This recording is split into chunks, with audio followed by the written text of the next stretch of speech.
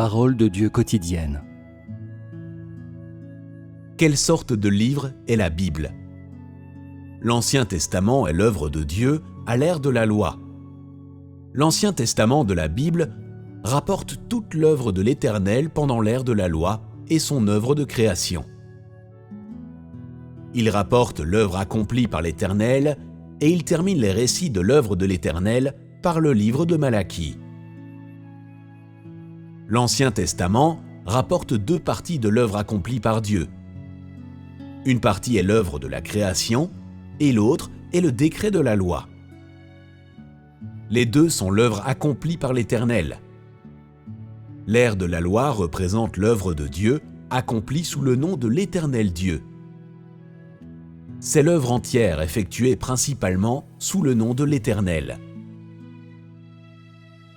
Ainsi, l'Ancien Testament rapporte l'œuvre de l'Éternel et le Nouveau Testament rapporte l'œuvre de Jésus, œuvre qui a été réalisée principalement sous le nom de Jésus.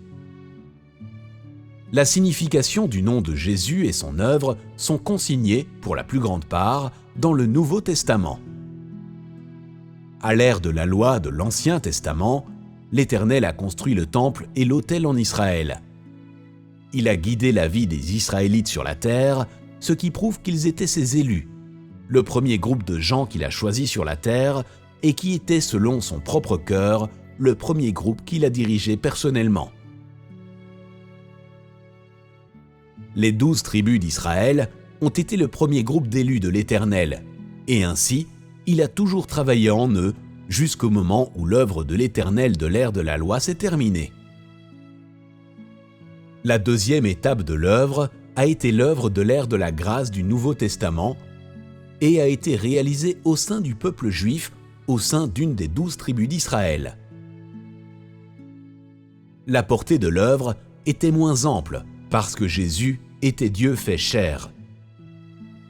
Jésus a œuvré seulement dans le pays de Judée et pendant seulement 3 ans et demi.